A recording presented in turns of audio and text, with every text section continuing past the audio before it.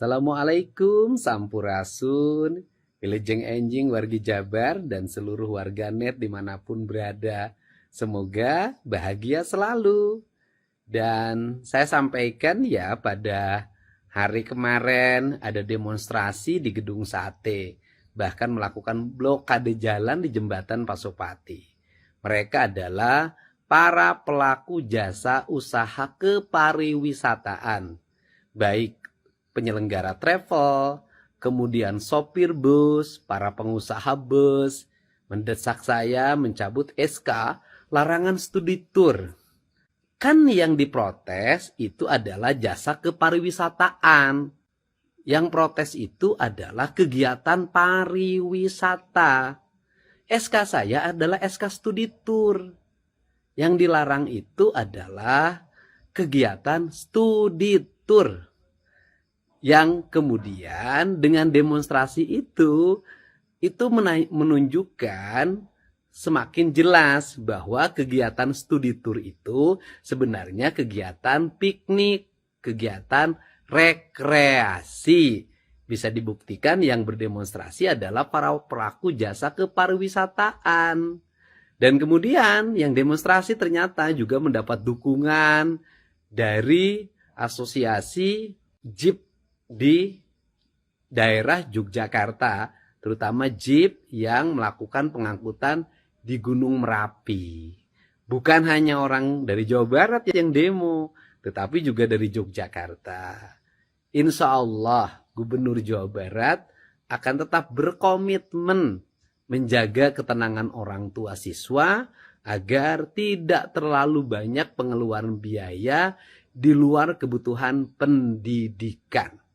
Jadi sikap saya akan tetap berpihak pada kepentingan rakyat banyak, menjaga kelangsungan pendidikan dan mengefisienkan pendidikan dari beban biaya yang tidak ada kaitannya dengan pendidikan karakter dan pertumbuhan pendidikan Pancawaluya.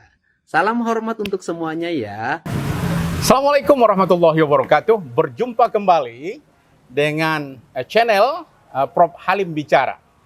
Sahabat sekalian, hari ini saya mendapat kehormatan kunjungan dari Bapak Dr. Jejen Musbah, MA. Beliau ini adalah pakar pendidikan, akademisi dan peneliti, dan bahkan salah seorang pengurus PGRI ya Pak ya, PGRI Pusat. Jadi beliau ini adalah sangat kapabel dan sangat layak sekali kita minta pendapatnya sekitar dunia pendidikan. Nah, hari ini sahabat sekalian, kita coba mendiskusikan tentang apa yang lagi viral sekarang. Jadi sekarang ini Pak Dokter, kita mendengar adanya kebijakan Gubernur Jawa Barat, yaitu Kang Deddy Mulyadi, terkait dengan pelarangan studi tour bagi sekolah-sekolah ya di wilayah Jawa Barat. Dan bahkan kebetulan kebijakan ini mendapat respon yang sangat keras juga dari dunia pariwisata yang kemarin kita lihat unjuk rasa besar-besaran juga di Gedung Sate, Bandung. Nah, untuk seputar ini saya ingin mengorek ini Pak Dokter ya. Ingin bertanya kepada Pak Dokter, kira-kira kebijakan Kang Deddy ini kalau kita lihat dari tujuannya apa sih sebenarnya? Ya. Bisa mungkin Pak Dokter bisa memberikan pandangan. Silakan Pak. Baik, Prof Halim. Pertama terima kasih atas kesempatan berharga ini. Kalau saya melihat pertama KDM melihat pelarangan ini dari aspek implementasinya. Jadi ada kasus di mana yang menurut saya KDM baca sebagai penyimpangan, gitu, bahwa alih-alih study tour ini momentum pembelajaran di luar kelas, di luar sekolah bagi anak-anak termasuk guru, tetapi dalam prakteknya sebagian orang tua ini keberatan. Sebagian orang tua tidak punya dana untuk study tour tersebut. Nah, tetapi di sisi lain kemungkinan sekolah tuh tidak punya alternatif bahwa seolah-olah ini wajib setiap orang tua untuk membayar study tour itu. Jadi memang KDM melihat daripada ada penyimpangan, katakanlah demikian, ada pemaksaan, ada keberatan, ada situasi di mana pembiayaan study tour itu memberatkan. Jadi memberatkan orang tua. Sementara sekolah tidak menyiapkan alternatif saya kira itu. Nah, daripada ini menimbulkan masalah di setiap sekolah, masalah tahunan, maka keluarlah instruksi tersebut, himbauan tersebut. Nah, yang kedua, sebenarnya posisi study tour itu study tour itu sebenarnya dia bagian tak terpisahkan dari kurikulum. Jadi ada kurikuler. Kurikuler itu pembelajaran di kelas, di kelas. Nah, ada ko-kurikuler. Nah, sebenarnya kenapa penting ada ko-kurikuler? Penting ada kunjungan di luar kelas, di luar sekolah, ke museum, ke tempat-tempat bersejarah, ke daerah-daerah yang punya artefak, yang punya sejarah-sejarah itu, untuk menjawab pertama itu keseimbangan teori dan praktek. Jadi murid itu tidak hanya menerima teori, tetapi juga bagaimana praktek dari teori tersebut. Study tour sendiri menempatkan diri sebagai pemahaman kewilayahan. Kita tahu misalnya Jogja, misalnya Bali, kemudian Bandung sendiri merupakan sebenarnya tujuan. Sebenarnya kalau mekanisme study tour ini bisa diperbaiki mekanismenya, yang intinya adalah tidak memberatkan, tidak memaksa, dan tidak dikaitkan dengan nilai juga. Tidak dikaitkan dengan nilai, dan kalau bisa ada subsidi silang. Ada subsidi silang. Nah, saya kira intinya dari KDM itu bahwa tidak boleh study tour atau apapun itu memberatkan orang tua, sehingga terjadi semacam kondisi yang tidak kondusif di lingkungan sekolah. Karena itu, Prof. Jadi Pak Dokter, kalau kita lihat sebenarnya tujuan KDM ini sudah benar sebenarnya dari aspek ingin misalnya jangan memberatkan, jangan menjadikan itu sesuatu yang penentu karena dia sifatnya adalah ada kurikulum, ada ko-kurikulum tadi. Jadi sifatnya itu.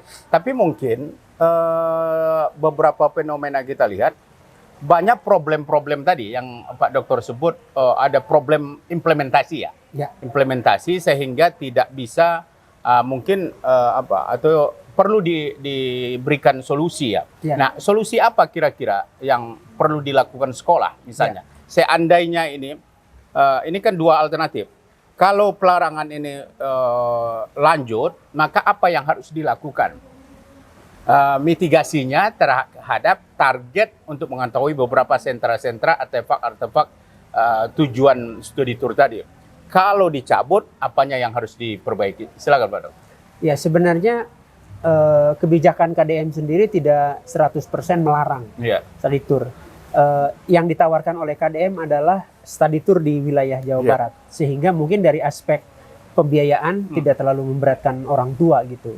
Nah, sebenarnya yang saya tangkap poin penting dari kebijakan KDM ini adalah study tour atau apapun tidak boleh menjadikan beban bagi orang tua siswa, karena sebenarnya kalau kita lihat memang faktanya tidak semua orang tua tuh masuk ke level ekonomi yang menengah. Banyak yang nggak mampu lah ya. Jadi sebenarnya di sini tantangan menurut saya bagi kepala sekolah bagaimana menegosiasi kebijakan ini dalam pengertian tadi ada subsidi silang, ada sumber-sumber pendanaan yang diupayakan oleh kepala sekolah, sehingga meskipun study tour dilaksanakan tetapi tidak ada keberatan dari orang tua. Saya melihatnya di situ. Nah, study tour sendiri sebenarnya tadi kembali bahwa dia dalam konteks juga link and match. Link and match, bahwa apa yang dipelajari di sekolah, di ruang kelas oleh para siswa itu harus match dengan dunia usaha, dunia industri, kemudian kebutuhan masyarakat. Jadi sebenarnya saya tidak melihat pelarangan sepenuhnya study tour ini, tetapi kalau katakanlah para kepala sekolah ini bisa memberikan argumentasi, solusi-solusi yang menjebatani problematika pendanaan itu, saya kira KDM akan bisa menerima argumentasi tersebut. Sesungguhnya ada jalan tengah yang lebih bisa dipertimbangkan. Tadi misalnya bagi anak-anak yang dari keluarga miskin itu dibebaskan biaya. Jadi ada subsidi silang, ada sumber-sumber lain yang mungkin bisa mengcover para orang tua yang keberatan sebenarnya dengan kewajiban study tour ini. Karena sebenarnya ketika ada pemaksaan, ada ancaman terhadap orang tua dari program-program di sekolah, sesungguhnya itu sudah tidak sesuai dengan kata pendidikan sendiri. Jadi sebenarnya kalau pendidikan itu tidak boleh ada pemaksaan, ada ancaman, ada satu situasi di mana orang tua merasa tidak berdaya, gitu, terpaksa gitu, mungkin menghutang, ya, mencari solusi-solusi yang sebenarnya tidak boleh dilakukan oleh kepala sekolah. Ya, jadi memang betul ya. Jadi yang melatar belakangi kebijakan pelarangan itu didahului dengan adanya peristiwa kecelakaan demikian yang sebenarnya dalam konteks kepala sekolah sebagai pemimpin yang bertanggung jawab terhadap study tour ini, bahwa segala sesuatu itu harus berbasis mutu, quality based gitu.